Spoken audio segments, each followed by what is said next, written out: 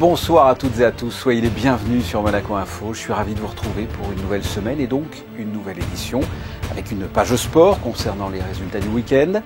Nous recevrons Thomas Riquet, le président de l'ASM Rugby, le club qui a organisé ce samedi la 3e édition du Rugby Solidaire Challenge au profit de l'association 3 petits pas pour Jade. Les rugbymen de l'ASM qui ont également ce week-end remporté leur match aller, les 32e de finale du championnat de France dans l'optique d'accéder à la Fédérale 2.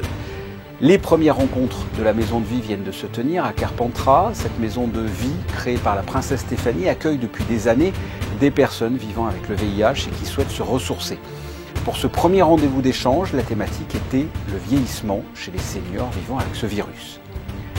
L'ASBM a proposé de nous faire vivre la vie en rose du 8 mars au 8 mai, en cette période un peu morose entre la crise sanitaire et la crise diplomatique internationale. Un dîner Rose is the Future vient d'être organisé au sein de la piscine intérieure du Monte Carlo Bay. Et pour clore ce journal, vous écouterez Estelle Massé, la responsable des actions culturelles de l'Institut audiovisuel de Monaco, à l'occasion des rendez-vous de la petite salle, samedi à 15h, consacré cette fois au cinéma à Nîmes. Nous retrouvons Julia Vial pour un tour complet de l'actualité sportive en principauté, avec notamment la victoire de l'AS Monaco FC face à Angers ce dimanche lors de la 35e journée de Ligue 1. Bonsoir Julia. Bonsoir Fabien, bonsoir à toutes et à tous. Et de 7, encore une fois dans un grand jour, l'AS Monaco a signé ce dimanche face à Angers un 7e succès consécutif, confirmant son statut d'équipe la plus en forme parmi les 5 grands championnats européens. Les Rouges et Blancs n'avaient plus signé une telle série de victoires en Ligue 1 depuis janvier 2021. Pour leur prochain match, les hommes de Philippe Clément iront défier Lille dès vendredi à 21h avec l'objectif de poursuivre leur sublime dynamique et de signer peut-être une 8e victoire d'affilée et ainsi s'installer définitivement, Fabien, dans le top 3 du classement de la Ligue 1. Nous suivrons cela. On poursuit ce point avec du basket féminin et le MBA qui prend un peu plus la direction de la Ligue 2 grâce à une belle victoire. Dans le mini-championnat de play-off à 4, le MBA se devait, Fabien, de l'emporter à Sceaux pour ne pas se faire distancer dès la première journée. C'est chose faite puisque les joueuses d'Alexandra Tchangoué ont maîtrisé leur rencontre de bout en bout 67-57. Le 7 mai prochain, elles recevront le Havre avec la ferme intention de l'emporter pour être seule deuxième au classement. En effet, je vous rappelle que ce sont les 2 premières équipes qui accéderont à la Ligue 2. Toujours en basket féminin, Julia, mais dans un autre club, victoire de l'ASM contre Saint-Chamond. Le Final Four du côté de Roquebrune-Cap-Martin se rapproche pour la Nationale 3 de l'AS Monaco. Les filles de Christelle Jouandon ont gagné leur match aller face à Saint-Chamond au gymnase scolaire Louis II.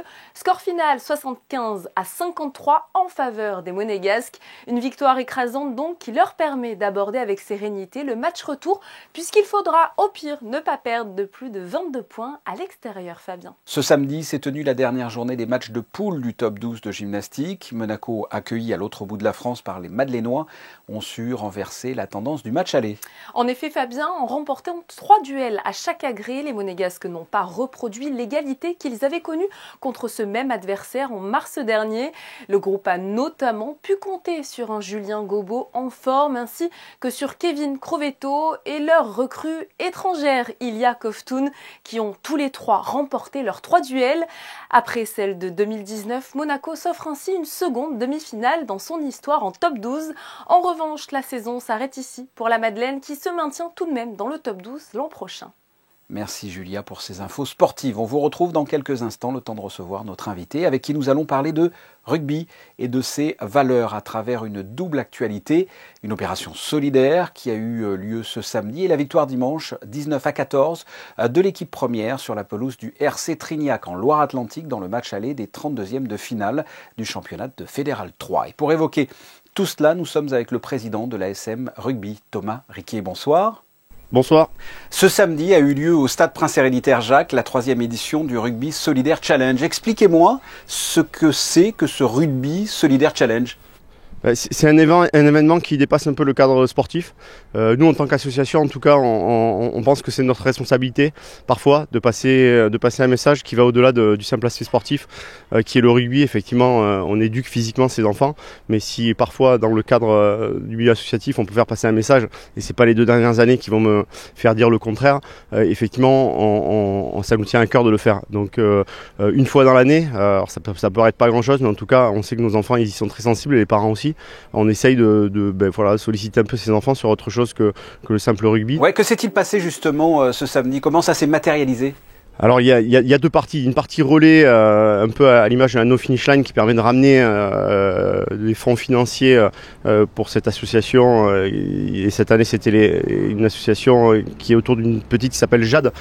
C'était 3 petits pas pour Jade, ouais. Qui a travaillé aussi en coordination avec les enfants de Francky sur le thème du handicap. On voulait sensibiliser nos enfants pour dire qu'effectivement il y avait pas tant de différence que ça finalement à partir du moment où les choses étaient faites et bien et adaptées. Et après il y avait un deuxième versant qui était ce qu'on appelle le village solidaire, où là effectivement il y a plusieurs ateliers, qui sont des ateliers éducatifs basés sur les premiers secours avec le 06, mais la Croix-Rouge l'avait fait aussi il y a quelques années avec nous, où on éduque nos enfants aux gestes de premier secours, à alerter, secourir, et ce qui est un massage cardiaque initialement, et ce que tout le monde doit être censé faire sur le bord de la route. Et après il y avait la SMA, la Société monégasque d'assainissement, qui a sensibilisé les enfants sur la bonne attitude à avoir en tant que citoyen éco-responsable avec le tri sélectif. Donc ça c'est important aussi. Il y avait le comité antidopage qui a remis les valeurs de tricherie, de bonne préparation par rapport à un sport haute performance. Éduquer les enfants au plus jeune âge, je pense que c'est là aussi le secret. Et il y avait aussi une tente avec ce versant handicap où on sensibilisait nos enfants avec Jade et les parents de Jade qui ont été formidables et qui nous ont accompagnés toute la journée, et les enfants de Francky aussi. C'était pour l'association, donc on l'a dit, 3 petits pas pour Jade. Un mot sur cette association? Et c'est une association, effectivement, c'est les parents qui ont énormément de courage, qui se battent au quotidien pour accompagner leur petite fille qui a une maladie génétique et qui veut évoluer comme tous les autres enfants. On parle de différence, mais il n'y en a pas, parce qu'aujourd'hui Monaco a les technologies et c'est les choses adaptées pour que ces enfants-là ils évoluent comme les autres. C'était une opération solidaire, on peut dire que la solidarité c'est une des valeurs du rugby. Le rugby c'est la vie, donc il y a tout ce qui va avec, toutes ces valeurs d'intensité, de partage, d'échange qu'on retrouve au quotidien, et on essaye d'éduquer nos enfants par rapport à ça. Et il faut savoir que dès le lendemain de ce challenge solidaire, hier, l'équipe première a joué un match important, le match aller des 32e de finale pour une accession en Fédéral 2 face à Trignac. Comment ça s'est passé? Ça s'est joué sur le finish, je crois. Oui, comme souvent cette année, nos joueurs ont fait preuve de beaucoup de caractère. Le staff avait bien préparé ce déplacement qui était quand même à l'autre bout de la France, qui n'est pas notre quotidien en tant qu'association amateur, même si on est habitué à ces phases finales, puisqu'on est monté 7 fois en 10 ans. Donc petit à petit, on s'est construit aussi une histoire, une identité qui nous permet d'aborder un peu ces événements avec beaucoup d'humilité, mais surtout beaucoup de détermination. C'est pas fini, on a fait que la moitié du chemin. Donc on va rester humble et on va bien préparer ce match retour à Monaco, où on espère une grande solidarité cette fois de notre public et beaucoup de monde qui viendra soutenir pour passer cette étape et s'offrir un match d'accession au niveau supérieur en Fédéral 2 qui correspond au plus haut niveau amateur et qui ancrerait vraiment l'AS Monaco Rugby comme une institution en rugby dans le sud de la France. Ouais, donc le match retour à domicile le 8 mai, on suivra ça sur Monaco Info. On a parlé solidarité de l'équipe première, parlons de la transmission. Un mot sur le club, ses équipes et ses licenciés. L'équipe première, effectivement, ce n'est que le fleuron de l'épée du club, mais il y a aussi des espoirs qui sont qualifiés ce week-end en battant Strasbourg vers Rumilly, donc ils sont qualifiés directement en 16e de finale. Donc ça, c'est la preuve de la bonne formation monégasque et tout le travail qui est fait par les éducateurs au quotidien pour que effectivement ces enfants du territoire de la Principauté aient accès à ce rugby de très bon niveau.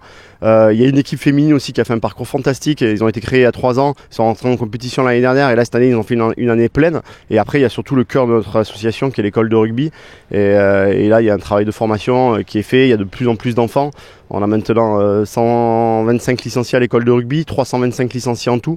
On fait partie du paysage monégasque. Le rugby a toute sa place en Principauté, ça c'est sûr. Thomas Riquet, merci d'avoir répondu à mes questions et félicitations parce que vous venez d'agrandir la grande famille du rugby. Vous venez d'être à nouveau papa. Bienvenue donc à la petite Charlotte qui n'a même pas 24 heures. Félicitations. Merci beaucoup. C'est vrai que c'était un week-end chargé pour moi en émotions et c'est pour ce genre de moment qu'on fait ce genre de choses. Merci beaucoup. Exactement. En tout cas. Je vous en prie. On retrouve Julia Vial qui connaît bien l'univers du rugby, mais là on va parler de toute autre chose dans ce deuxième point info. Nous parlons, Fabien, à présent de coopération internationale dans le cadre de la visite du service d'information et de contrôle des circuits financiers à Rome et au Vatican. En effet, la délégation monégasque a pu échanger avec ses homologues italiens au cours de réunions de travail dans lesquelles les principales préoccupations étaient de renforcer la qualité de leur coopération et d'évoquer la situation internationale de l'application du règlement européen du gel des avoirs. La lutte contre le blanchiment de capitaux et le financement du terrorisme ont aussi été abordés. Les représentants du Saint-Siège et d'Italie ont été invités à venir à Monaco à leur tour pour resserrer ces différentes coopérations. Le Monte Carlo Film Festival de la Comédie s'est déroulé du 25 au 30 avril. Quels sont les films qui ont retenu l'attention du jury ? Pour commencer, le film canadien Babysitter remporte 2 prix, le prix du meilleur film et celui du meilleur acteur à Steve Laplante. La meilleure réalisation revient à l'espagnol Dani de la Orden pour Mama au Papa. Le film danois Miss Viborg remporte lui le prix spécial Jury Award pour un premier long métrage, Fabien, exceptionnel. Le prix du public a lui été décerné au film italien Una boccata d'aria réalisé par Alessio Loria. Et enfin, le prix Short Comedy Award dans la section consacrée au court-métrage revient au film d'origine kenyane A Guide to Dining Out a Nairobi. Pour finir, on vous rappelle une bonne nouvelle pour les enfants, Julia, avec la réouverture de la salle d'anniversaire du parc Princesse Antoinette. Après 2 années de fermeture, la salle d'anniversaire a rouvert ses portes le 23 avril dernier. Pour rappel, cette petite maison située à l'entrée supérieure du parc est mise à disposition des personnes résidant ou travaillant à Monaco pour organiser des fêtes d'anniversaire. Attention, 19 personnes maximum sont admises dans la salle. Les réservations, Fabien, s'effectuent directement auprès du service animation, joignable au numéro qui s'affiche juste en bas de votre écran. C'est noté. Les premières rencontres de la Maison de Vie viennent de se tenir à Carpentras. La Maison de Vie, vous le savez, c'est cette structure d'accueil de personnes vivant avec le VIH créée par la princesse Stéphanie. Et pour ce premier rendez-vous d'échange, c'est une thématique d'actualité qui a été au cœur des débats, le vieillissement chez les seniors vivant avec le VIH. Le reportage à Carpentras de Patricia Navarro et Sylvain Péroumal. Grâce à l'efficacité des traitements, la survie et la qualité de vie des personnes vivant avec le VIH se sont considérablement améliorées au cours des dernières décennies. Mais aujourd'hui, leur prise en charge reste un véritable enjeu de santé publique, car il s'agit d'une population qui a beaucoup souffert et présente une fragilité tant psychologique que physique. D'où la volonté de lancer une réflexion autour de cette thématique pour les premières rencontres de la Maison de Vie, ce lieu qui, depuis près de 12 ans, sous l'égide de Fightheads Monaco, offre à ses résidents soutien, conseil et bien-être. Et pour nourrir les échanges, une étude a été menée auprès de seniors et de seniors vivant avec le VIH pour déterminer de quelle manière ces deux populations appréhendaient le vieillissement et ses conséquences. Je dirais que le principal enseignement qui nous a vraiment interpellés dans l'analyse des résultats, c'est que le fait de vieillir avec le VIH, c'est avant tout le fait de vieillir.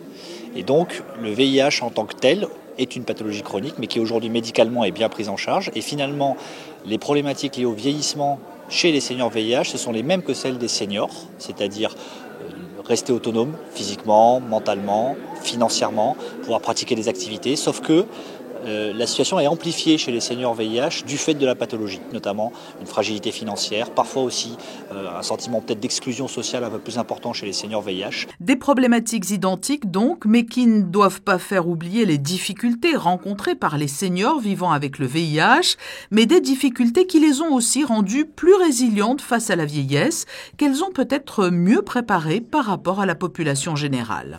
Il y a deux priorités dans la lutte contre le VIH. La première lutte, c'est bien sûr une lutte essentielle, c'est éradiquer l'infection VIH. La deuxième priorité, c'est bien vieillir avec le VIH. Et encore une fois, il ne faut pas oublier que plus de 50% de la population actuelle a plus de 50 ans. Et donc ces gens-là, ils vont vieillir et ces gens-là, ils vont avoir des aspirations à bien vieillir. Et on a les moyens médicaux, mais pas que médicaux, pour pour faire qu'ils vieillissent bien. Médecins, psychologues, coordinateurs régionaux de la lutte contre le VIH, représentants d'associations ont ainsi débattu ensemble le temps d'une journée des problématiques rencontrées par les seniors vivant avec le VIH. Cela passe encore aujourd'hui par le rejet de la stigmatisation, par une meilleure information, en rappelant que grâce aux traitements actuels, l'indétectabilité du VIH entraîne l'intransmissibilité ou la reconnaissance d'une fragilité physique, mentale et financière. Vous avez peut-être aperçu ces roses des vents qui tournaient justement au gré du vent du côté de Monte-Carlo. Eh bien, toujours dans cette thématique, Ma vie en rose, souhaitée par la SBM, un grand dîner a été organisé ce samedi avec pour intitulé « Rose is the future » au sein de la piscine intérieure du Monte-Carlo Bay. Un reportage de Vanessa Dessy, Thomas Deus et Clélia Renaud. Une soirée futuriste, haute en couleurs, à la fois astrale et moderne. À l'occasion du dernier événement de la saison Ma vie en rose, la piscine intérieure du Monte-Carlo Bay s'était transformée en une véritable soucoupe volante où les convives embarquaient vers les étoiles le temps d'un dîner gastronomique signé Marcel Ravin. C'est un voyage cosmique, c'est un challenge aussi. C'est une première pour moi, mais j'adore les challenges et je l'ai toujours dit. Ici, à Monaco, tout est possible à condition de le vouloir.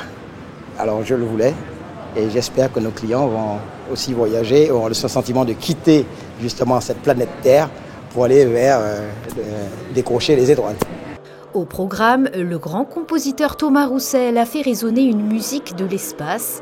Pour un voyage à travers la galaxie, le chef étoilé s'est inspiré de ses compositions sonores afin d'élaborer une cuisine encore plus cosmique.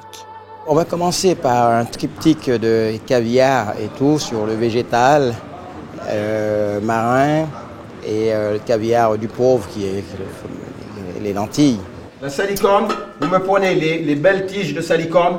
Je ne veux pas avoir un bout de salicorne qui soit avec un morceau, par exemple, comme ça, hein, Pascal, hein, je leur dis. Hein. Je veux la tête de la salicorne. On va continuer sur un crudo de sariole, qui est un poisson d'ici, avec, bien sûr, les légumes. J'ai la chance d'avoir le potager. Et ce sera un brouillon d'eau de coco, infusé avec des herbes aromatiques. Et bien sûr, il y aura de la rhubarbe dedans pour amener cette petite couleur rose et cette acidité. Après, on va continuer sur cette fameuse volaille que je parlais, de la volaille olympique, un petit producteur ici. On va décliner la volaille sur toutes ses facettes. Cette volaille sera laquée de différents coloris, mais à base de légumes purement naturels. Le menu a été clôturé avec un dessert façon météorite creusé sur un jeu de différentes saveurs. Tout un programme gustatif.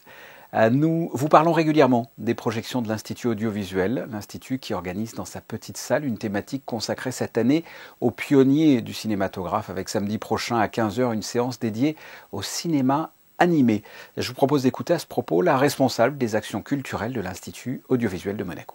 En France, en fait, il y a eu au moment du cinéma, du début du cinéma, des dessinateurs qui étaient caricaturistes, affichistes, qui se sont intéressés au cinéma et qui ont réalisé les premiers films d'animation. On croit à tort que c'est Walt Disney, mais non. Déjà, Émile Cole, par exemple, en 1908, sortait son premier film. Après, il a fait même des séries qui étaient diffusées au cinéma, qui s'appelaient, par exemple, Les Aventures des Pieds Nickelés.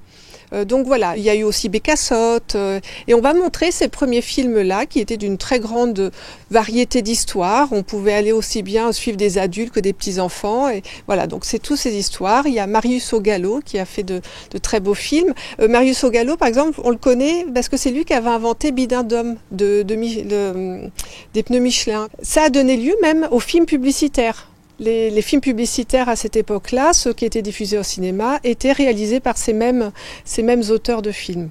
Et pour les découvrir, le rendez-vous ce samedi 15h à l'Institut. La séance est à 5 €. Il vaut mieux réserver en contactant l'Institut audiovisuel de Monaco. Mais avant cela, qu'en est-il de la météo de ce mardi ? La grisaille sera de retour demain et risque d'ailleurs de s'installer tout au long de la semaine. Pas de grand soleil donc à l'horizon pour ce mardi 3 mai. Les températures, Fabien, seront douces et comprises entre 14 et 19 degrés. Demain, nous fêterons les Philippes. Saint-Philippe, qui était un des 12 apôtres. On célèbre également le même jour Jacques le Mineur, qui lui aussi était un des 12 apôtres. Passons aux photos du jour avec une petite devinette. On y glisse l'hiver et on y boit la tasse le reste de l'année. Qui suis-je ? Eh bien tout simplement, le stade nautique Régnier 3. La piscine située sur le port Hercule vient d'ouvrir ses portes ce lundi. Ce sont des photos de Michael Alési et ce sera aussi l'objet d'un reportage dans l'édition de demain 19h que j'aurai le plaisir de vous présenter. Passez une excellente soirée, portez-vous bien. Au revoir.